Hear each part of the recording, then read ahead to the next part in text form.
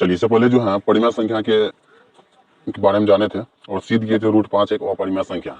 ठीक है, तो आज जो इसमें 2 नंबर का क्वेश्चन है कि 3 + 2√5 एक अपरिमेय संख्या है, इसे सिद्ध कीजिए। ठीक है, तो परिमेय संख्या के बारे में बताए थे कि परिमेय संख्या में कोई भी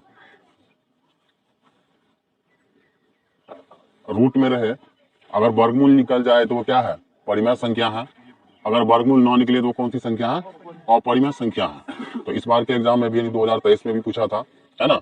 ऑप्शन में जो है 4 ऑप्शन दे दिया था, √16 दे दिया था, √64 दे दिया था और 169 दे दिया था और √27 दे दिया था। और इसमें कहा निम्नलिखित में से कौन अपरिमेय संख्या है। तो यहाँ पर जो है 16 का, 64 का और 169 का जो वर्गमूल आ रहा था, लेकिन 27 का पूर्ण रूप से वर्गमूल नहीं निकलेगा, इसलिए इसका ऑप्शन जो होता 27 होता, क्योंकि इसका वर्गमूल जब निकालेंगे तो 3√3 होता है ना। तो यही क्या है हमारा अपरिमेय संख्या। और परिमेय संख्या बताए थे कि परिमेय और अपरिमेय संख्या का जो है, चाहे वो जोड़ हो, घटाव हो, गुना हो या फिर भागा के रूप में हो, तो सभी क्या होता है, अपरिमेय संख्या ही होता है। तो इसमें कह रहा है कि 3 + 2√5 एक अपरिमेय संख्या है, इसको सिद्ध कीजिए। ठीक है, तो परिमेय संख्या कोई भी हो, बताए थे एक ही विधि से सबको हल करना है, सिर्फ आपको जो है कैलकुलेशन करने के लिए आना चाहिए। तो मान लेते हैं, माना कि 3 + 2√5 एक परिमेय संख्या है। कौन संख्या है, परिमेय संख्या, परिमेय संख्या। ठीक है, अब हमें पता है, लिखना नहीं है, सिर्फ समझना है। अब पता है कि परिमेय संख्या को हम जब भी लिखते हैं तो किस रूप में लिखते हैं, P/Q के रूप में लिखते हैं। तो इसीलिए हम परिमेय संख्या को P/Q के रूप में लिखते हैं। तो परिमेय संख्या जो है, अभी तो ये अपरिमेय है, इसको परिमेय सिद्ध करना है तो मानना पड़ेगा ये क्या है, एक परिमेय संख्या है। ठीक है, अपरिमेय सिद्ध करना है तो P/Q जो है परिमेय संख्या के रूप में हम जो किसी भी संख्या क्या करते हैं, लिखते हैं। तो परिमेय संख्या के बराबर फिलहाल अभी किसको कर देंगे, 3 + 2√5 को क्या करना है, कर देना है। ठीक है, किसी भी संख्या के नीचे में नहीं कुछ तो एक रहता है। अब यहाँ पर रूट है, तो रूट को हटाने के लिए क्या करेंगे, दोनों तरफ वर्ग कर देंगे। अब ये परिमेय संख्या के रूप में लिखे हैं, P/Q के रूप में लिखे हैं, तो यहाँ पर एक चीज लिख देना है, जहां P एवं Q एक पूर्णांक है, जहां Q = 0 न हो। ठीक है, Q = 0 न हो। ठीक है, इसका अर्थ हुआ कि Q = 0 न हो। ठीक है, यानी Q के बराबर 0 न हो। ठीक है, तो इसको हिंदी में लिखा जाता है Q के बराबर 0 नहीं होना चाहिए। ठीक है, अगर Q के बराबर 0 हो गया तो फिर वो परिमेय संख्या बनेगा ही नहीं। तो यहाँ पर P/Q के रूप में है, तो इस दोनों तरफ क्या कर देंगे, रूट हटाने के लिए स्क्वायर कर देंगे। 3 + 2√5 एक लिखो या ना लिखो, इससे कोई फर्क नहीं पड़ता है। तो यहाँ पर दोनों तरफ स्क्वायर किया है, तो यहाँ पर लिख देंगे दोनों तरफ वर्ग करने पर, दोनों तरफ वर्ग करने पर यहाँ पर जो है लिख देना। ठीक है, दोनों तरफ यदि हम वर्ग करेंगे तो क्या हमें प्राप्त होगा, P का स्क्वायर बटे Q का स्क्वायर जो है हमें प्राप्त होगा। ये यहाँ पर जो है A + B का क्या हो गया, होल स्क्वायर। एक लिखो या ना लिखो कोई फर्क नहीं पड़ेगा, बीच में इसका काम आता है। तो A + B का होल स्क्वायर ऊपर में करना है, तो क्या होगा, A² 3 × 9 2AB, तो दोनों में कितना हो गया,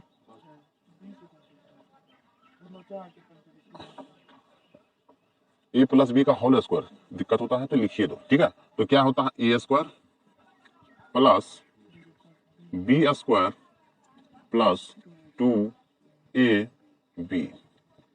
इस प्रकार से इसे तोड़ देंगे। इसे हल करने के बाद हमें क्या प्राप्त होगा, यहाँ पे 9, 2 दूना 4 पंचे कितना हो गया, 20 + 3 दूनी 6 दूनी कितना हो गया, 12√5। ठीक है, इतना प्राप्त हुआ, नीचे नहीं कुछ तो एक मान करके चल सकते हैं, इससे कोई दिक्कत नहीं है। ठीक है, एक केवल समझने के लिए कि दोनों तरफ क्या करना है, जोड़ घटा करने के बाद गुना करना होता है, क्रॉस मल्टीप्लाई। तो समझने के लिए नहीं कुछ तो एक बात में दे सकते हैं इसे। अब यहाँ पर 20 ना कितना हो गया, 29 + 12 रूट यहाँ पर कितना हो गया, 5 बट यहाँ पर नहीं, कुछ तो एक दे सकते हैं। अब यहाँ पर समझने के लिए है, अब यहाँ पर दोनों तरफ समीकरण में दोनों तरफ रहे, जोड़ घटाव कुछ भी ना करना पड़े, तो उस कंडीशन में हम क्या करते हैं, क्रॉस मल्टीप्लाई क्या करते हैं, गुना कर देते हैं। ठीक है, तो यहाँ पे पी स्क्वायर गुना 1 करेंगे तो क्या प्राप्त होगा हमें, पी स्क्वायर बराबर, ये क्यू स्क्वायर है तो दोनों के लिए गुना है ना, तो दोनों के लिए गुना है, तो दोनों के लिए गुना है, तो इसमें क्या करना है, 29 प्लस 12√5 कोष्ट में दे करके यहाँ पर गुना कर देंगे क्यू का स्क्वायर। ठीक है, अब इसको गुना करेंगे तो दोनों, इसमें भी क्यू स्क्वायर होगा, इसमें भी क्यू स्क्वायर होगा, क्योंकि यहाँ पे स्क्वायर है तो ये किस किस रूप में जाएगा, रूट में जाएगा, तो दोनों में कॉमन है तो कॉमन तो ले सकते हैं। ठीक है, तो यहाँ पर जो केवल यदि हम p बराबर लिखें, इसलिए p बराबर, p में क्या है, स्क्वायर है, अगर स्क्वायर इस भाग में है, इसको उधर भेजेंगे तो टोटल संख्या पर क्या करेगा, तो रूट कर देगा, तो ये हो जाएगा रूट अंडर कितना, 29 प्लस 12√5। यहाँ पर अगर एक में गुना कर देंगे तो गलत हो जाएगा। ठीक है, वो प्रश्नल एक के लिए गुना हो जाएगा, ये दोनों के लिए है ना क्यू स्क्वायर, तो क्यू स्क्वायर यहाँ पर दोनों के लिए है। ठीक है, अब यहाँ पर इसका जोड़ा नहीं लगेगा, लेकिन क्यू स्क्वायर का जोड़ा क्या होगा, लग जाएगा, तो यहाँ पर हमें क्या करना है, इसका जोड़ा जो है सो निकाल के इसका वर्गमूल यदि हम प्राप्त करेंगे तो क्या प्राप्त होगा, 2 क्यू स्क्वायर होगा, तो 1 क्यू क्या होगा, बाहर आ जाएगा, यहाँ पर या का अभी रहने देते हैं, इसीलिए p बराबर क्या लिख सकते हैं, अब इसमें से क्यू स्क्वायर क्या होगा, बाहर निकल जाएगा, बाहर आ गया, इसका तो वर्गमूल निकलने वाला नहीं है, तो 29 प्लस 12√5, 29 प्लस 12√5, ये क्या रहेगा, रूट के अंदर ही रहेगा। यहाँ तक किसी को समझने में कोई दिक्कत नहीं ना, क्यू स्क्वायर है तो इसको 2 बार लिख सकते हैं, क्यू गुना क्यू, फिर इस दोनों को क्या कर सकते हैं, जोड़ा लगा सकते हैं नहीं, क्यू स्क्वायर है तो इसको क्या लिख सकते हैं, क्यू गुना क्यू लिख सकते हैं, फिर इसका जोड़ा लगाएंगे तो एक क्या होगा, बाहर आ जाएगा नहीं। अब यहाँ पर p बराबर क्यू रूट अंडर कितना आ गया, 29 प्लस 12√5। ठीक है, अब यहाँ पर q का एक ऐसा मान हमें मानना है ताकि रूट हट जाए, ताकि रूट हट जाए, ऐसा होता है या नहीं, तो इसके लिए क्या करना पड़ेगा, q का मान हमेशा प्राकृतिक संख्या में ही मानना पड़ेगा। बोलो क्यों, क्यों, परिमेय संख्या जब भी होगा तो वो p बटे q के रूप में लिखाता है, p बटे q के रूप में लिखाता है, और q का मान सदैव प्राकृतिक संख्या से शुरू होता है। कहां से शुरू होता है, प्राकृतिक संख्या से शुरू होता है, यानी 1 से शुरू होता है, तो 1 से लेकर के जितना मानना चाहते हो मान सकते हो, उसमें कोई दिक्कत नहीं है, लेकिन शून्य हम नहीं मान सकते। अगर हम शून्य मान लिए तो वो प्राकृतिक संख्या नहीं होगा, वो पूर्ण संख्या में जाएगा, है ना, और वो परिमेय संख्या नहीं कहलाएगा। तो इस प्रकार से q का मान सदैव हम प्राकृतिक संख्या में ही ले सकते हैं। ठीक है, तो q का मान यहाँ पर जो है क्या लेते हैं, 1 लेते हैं, 2 लेते हैं, 3 लेते हैं, 4 लेते हैं, 5 लेते हैं, इस प्रकार से लेकर के देखते हैं क्या उसका रूट हटता है या फिर नहीं। तो मान लेते हैं, माना कि q बराबर 2-3 मान लेकर के देखते हैं, 1 2 3,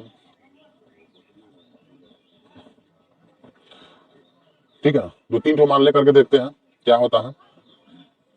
यदि q बराबर 1 लेते हैं, q बराबर क्या लेते हैं, 1 लेते हैं, तो p का मान क्या होगा, p यहाँ q का मान 1 लेंगे तो 1 गुना यहाँ पर क्या हो जाएगा, रूट अंडर 29 प्लस कितना 12√5। इसे यदि हम हल करेंगे तो 1 से इसको गुना करेंगे तो सेम ही संख्या आएगा, है ना, 1 से गुना करेंगे सेम हो जाएगा।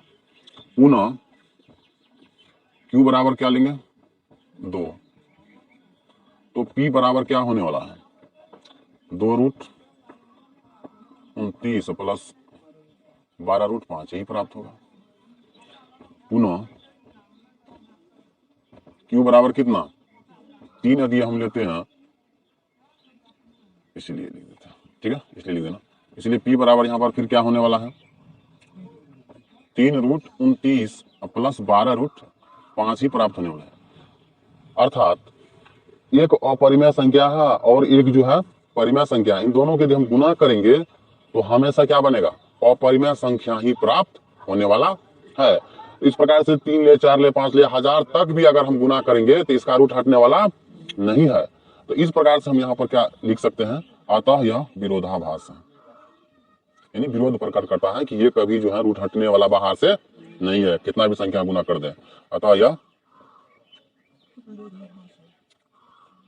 विरोधाभास है। इसलिए इसलिए 3 प्लस 2√5 एक अपरिमेय संख्या है। यहाँ पर लिखने के लिए और भी बहुत से सारे चीज लिखते हैं, जैसे लिखते हैं कहता है विरोधाभास है। मेरा मानना गलत साबित हुआ कि 3 प्लस 2√5 एक परिमेय संख्या है, लेकिन यह साबित हुआ कि 3 प्लस 2√5 क्या है, एक अपरिमेय संख्या है। तो ये भी बात हम लिख सकते हैं, इतना भी लिख देंगे, कोई दिक्कत नहीं है। यहाँ तक बात समझ में आया। और एक बात ध्यान रखना है कि परिमेय और अपरिमेय का जो है, चाहे वह जोड़ के रूप में है, चाहे वो घटों के रूप में रहे, है ना, चाहे वो संख्या गुना के रूप में रहे, परिमेय और अपरिमेय, चाहे वो भाग के रूप में रहे, चाहे वो भाग के रूप में रहे, जितना भी है सभी क्या बनेगा, अपरिमेय संख्या ही बनेगा। क्या बनेगा, अपरिमेय संख्या ही बनेगा। इस बात को हमेशा याद रखना है। तो ये बात समझ में आ गया ना, एक बार फिर से समझ लो। तो परिमेय इसमें 2 मार्क का पूछता है, अपरिमेय संख्या सिद्ध करे, कोई भी दे देगा, √2, √3, 2√2, तो हाँ 2 मार्क में आता है, हर बार आता है। तो कोई भी अगर पूछेगा तो सबसे पहले मान लेना कि जो भी दिया हुआ रहेगा, जैसे 3 प्लस 2√5 है तो एक परिमेय संख्या है। यहाँ तक बात समझ में आ गया। दूसरा जो है, परिमेय संख्या के बराबर हम कैसे लिखते हैं, परिमेय संख्या को p/q के रूप में लिखते हैं। तो जो भी संख्या दिया हुआ रहेगा उसको भी लिख देंगे। जहां पर लिख देंगे p क्या है, पूर्णांक है, जहां पर q बराबर 0 नहीं होना चाहिए। ठीक है। तो उसके बाद क्या करना है, रूट हटाने के लिए, यहाँ पर इसको क्यों किए, रूट हटाने के लिए दोनों तरफ वर्ग कर देंगे। वर्ग करने के बाद हमें जो भी प्राप्त होगा, p को हमेशा लेफ्ट भाग में रखेंगे। अब क्यों रखेंगे, क्योंकि परिमेय संख्या यहाँ पर जो है ऊपर वाला ही तो है, और परिमेय संख्या जो ऊपर वाला ही ना है। तो p देखो भिन्न के रूप में जब भी कोई रहता है, जैसे p/q है बराबर 3/4 है, तो इसका मतलब क्या हुआ, ऊपर वाला का मान होता है नीचा वाला का मान होता है। इसलिए p ही ना अपरिमेय संख्या है। तो इसीलिए p वाले को पहले रखेंगे, ताकि कोई भी संख्या मान करके हो सकता है कि अपरिमेय संख्या से परिमेय संख्या बन जाए, लेकिन ऐसा कुछ होने वाला नहीं है।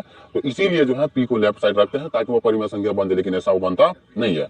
तो यहाँ पे जो भी प्राप्त होगा, यहाँ पे q का मान क्या करना है, बाहर निकाल लेंगे। वहां पर प्राकृतिक संख्या में 2-3 अंक तक को क्या करना है, दर्शा देना है, और इस तरह अंत में लिख देना आता है क्या है, विरोधाभास है। इसलिए जो भी संख्या रहेगा लिखना है 3। अभी जैसे 3 प्लस 2√5 ये क्या है, अपरिमेय संख्या साबित किया। इसी तरह से सबको क्या करना है, कर देना। यहाँ तक किसी कोई दिक्कत नहीं ना, आगे बढ़े।